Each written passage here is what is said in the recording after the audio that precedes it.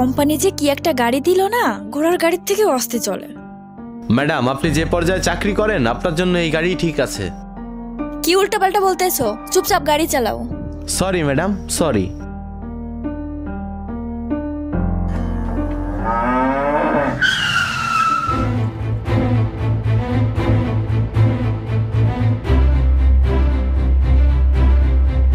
উফ, জীবনটা তেজপাতা হয়ে গেল। এই ইডিয়েটের বাচ্চারা ইডিয়েট, রাস্তার উপর গরু নিয়ে কি করিস? ম্যাডাম, কথাটা একটু ভালোভাবে বললে হতো না? তোদের মতো অশিক্ষিত রাখাল গ্রামের লোকেদের সাথে এর থেকে কি ভালো ব্যবহার করবো রে? জলদি গরু নিয়ে এখান থেকে সর, আর তা না হলে এই হাতটা দেখছিস, এই হাতটা কাজে লাগাবো।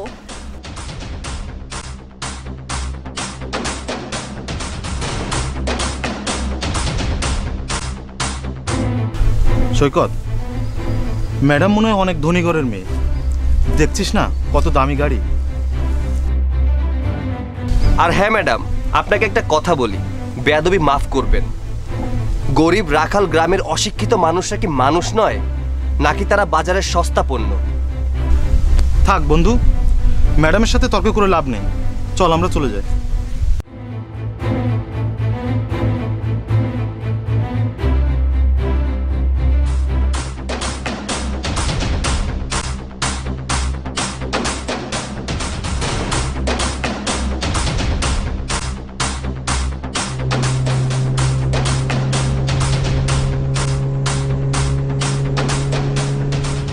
বন্ধু, মানুষ শিক্ষিত হয়ে অশিক্ষিতের মতো আচরণ করে, তাহলে বল এই শিক্ষার কোনো দাম আছে?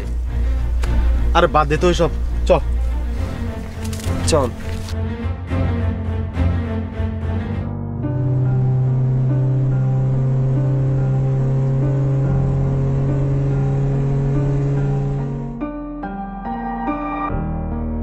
আরে থামলে কেন? কি হলো?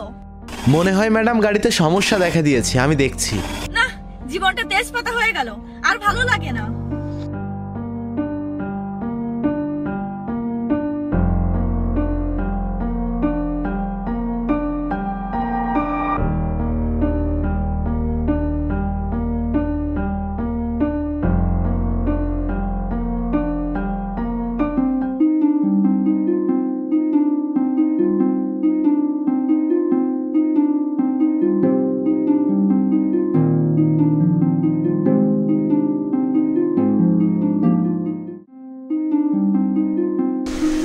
এমন একটা জায়গায় এসে গাড়িটা নষ্ট হলো।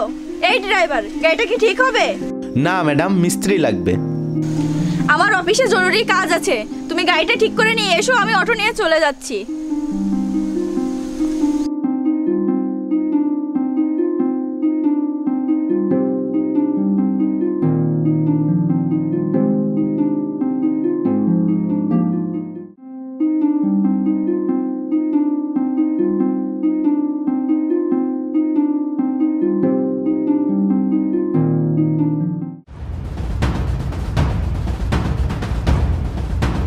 আরে তুই সেই রাখাল ছেলেটা না?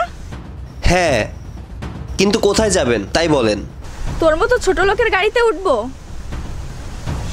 না? উঠি, কারণ আমি এখন বিপদে পড়েছি।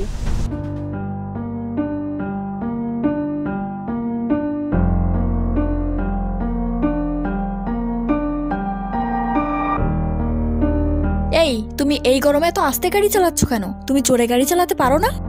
ও ম্যাডাম, এটা BMW না, এটা অটো, এর চেয়ে জোরে আর এটা চলে না।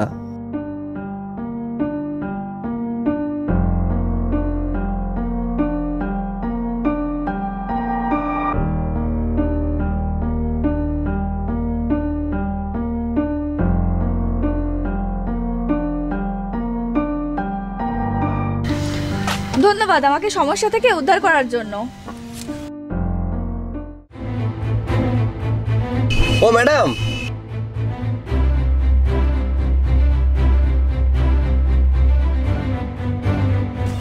ভাড়া তো আরো বেশি, আপনি 100 টাকা দিলেন কেন?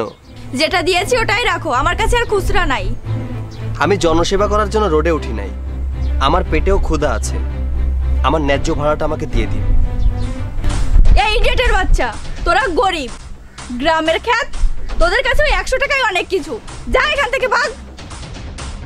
আরে ও ম্যাডাম, আমার ন্যায্য ভাড়াটা দিয়ে তারপর এখান থেকে পা বাড়ান। আমার ভাড়া 200 টাকা, আরো 100 টাকা দেন। তোরা যে ছোট লোক তা তোদের কথা এবং ব্যবহারে বোঝা যায়। আর যদি তুই আমার মতো বড় কোনো চাকরি করতিস তাহলে তো তোর আশেপাশেও যাওয়া যেত না।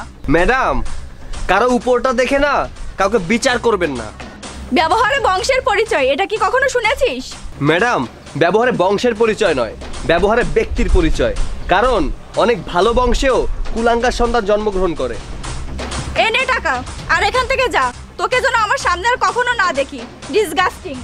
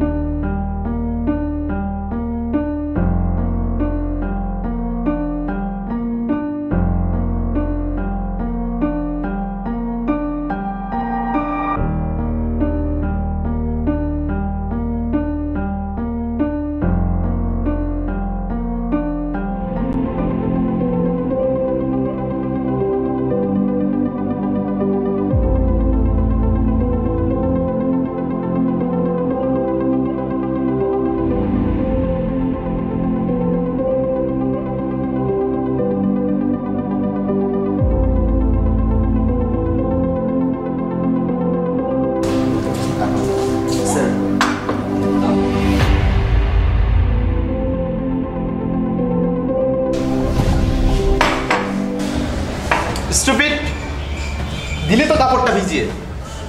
কিভাবে কাজ করতে হয় জানা নেই না? না জেনে কাজ করতে চলে এসেছিস। সরি স্যার, আসলে আমি বুঝতে পারিনি।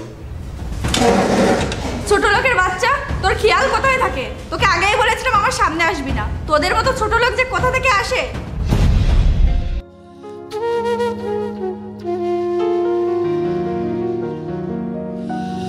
আরে একটুই তো পড়েছে, তাতে এমন কি হয়েছে ম্যাডাম? এই, তুই ওর হয়ে দালালি করতে এসেছিস? গরিবরা পেটের ক্ষুধার জন্য এখানে কাজ করে। আরে একবার গরিবদের জায়গায় এসে দেখেন না, গরিবদের কতটা কষ্ট বুঝতে পারবেন। আপনি কি জানেন ও? তোদের কোনো যোগ্যতাই নেই আমাদের সামনে দাঁড়িয়ে তর্ক করার। ও হ্যালো, যোগ্যতার জন্য না সম্মানের প্রয়োজন, আর সম্মান পেতে গেলে সম্মান দিতে জানতে হয়। আপনি কি জানেন আমাদের যোগ্যতা সম্পর্কে? জীবনটাকে তুই রসগোল্লা ভাবিস না, জীবনটা আসলে কাঁচামরিচের মতো। তুই যত বেশি মানুষের সম্মুখীন হবি তত বেশি ব্যথা পাবি। আর এই ব্যথা থেকে তুই জীবনে বড় ধরনের শিক্ষা পাবি, যা তোকে নিয়ে যাবে তোর আসল ঠিকানাতে। চল।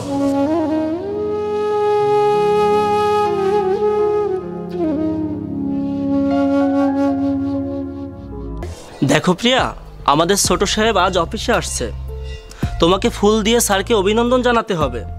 আর এক্ষেত্রে আমাদের সবার তো অপেক্ষা করতেই হবে। Okay sir.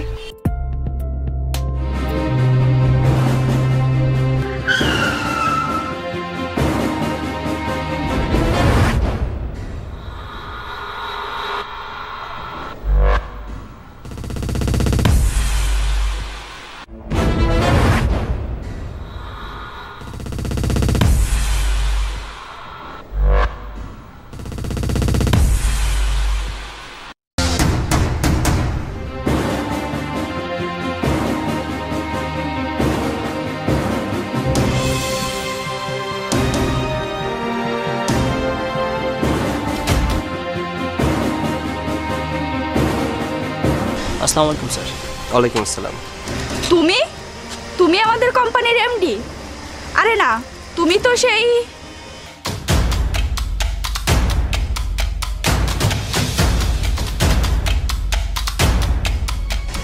হ্যাঁ আমি সে। কেন, কোনো সমস্যা? হ্যাঁ, আমি সেই গরিব রাখাল অশিক্ষিত ছোট লোক। তো আই এম সরি, আমি জানতাম না যে তুমি তুমি হোয়াট ডু ইউ সে? তুমি নয়, আপনি বলো, সেটা তোমার জন্যই ভালো হবে। আপনি আপনি এখানে কিভাবে?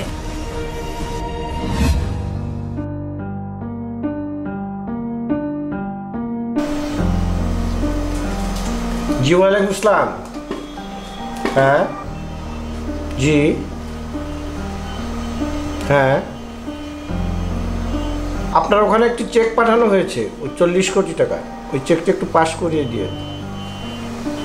ওকে, থ্যাঙ্কস।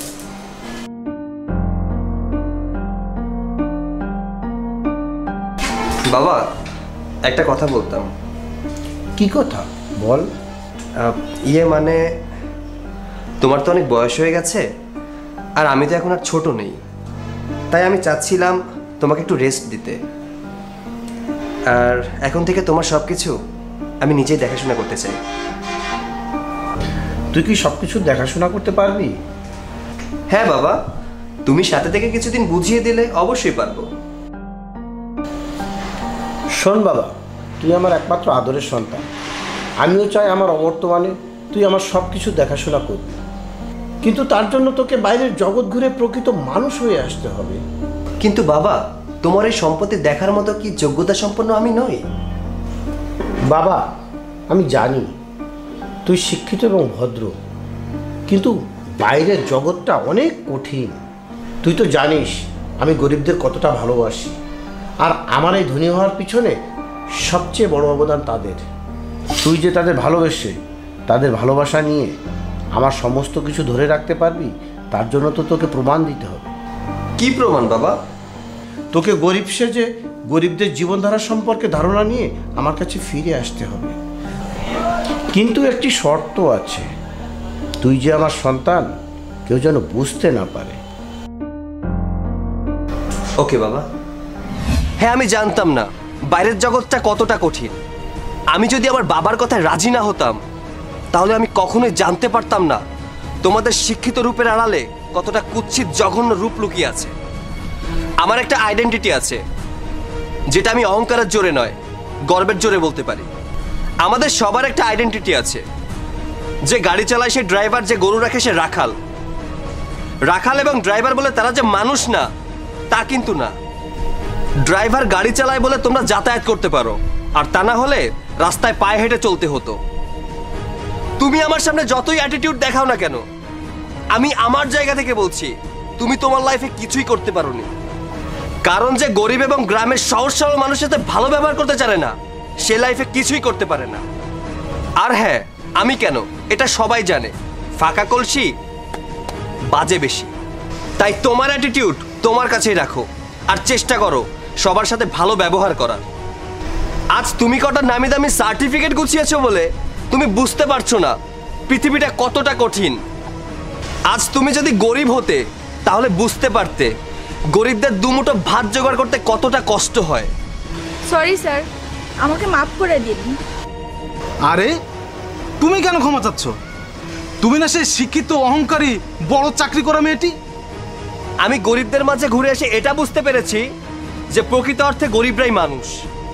হয়তো তারা তোমার মতো শিক্ষিত নয়, কিন্তু ওরা মানুষকে মূল্যায়ন করতে জানে, যেটা তোমার ভেতরে নেই।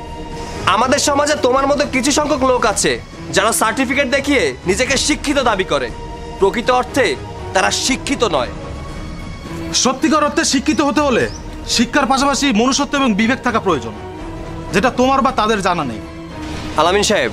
জি স্যার। শিক্ষিত নামের অশিক্ষিত ব্যক্তিদেরকে খুঁজে খুঁজে কোম্পানি থেকে বের করে দিন। Okay sir. স্যার, আমাকে একটিবার সুযোগ দিন। আমরা সকলেই জানি ক্ষমা করা একটা মহৎ গুণ, কিন্তু তোমাদের মতো মানুষকে ক্ষমা করলে আমাদের দেশ এবং সমাজের অনেক বড় ক্ষতি হয়ে যাবে, কারণ তোমরা গরিবদের ভালোবাসতে জানো না। উফ, হঠাৎ করে মাদার তেরেসার একটা উক্তি মনে পড়ে গেল, শিক্ষা মানুষকে 1 বছরে যা শেখায়, অভিজ্ঞতা মানুষকে 10 দিনে তার থেকে বেশি কিছু শেখায়। আলামিন সাহেব, যেটা বললাম মাথায় রাখবেন। চল বন্ধু। Side please.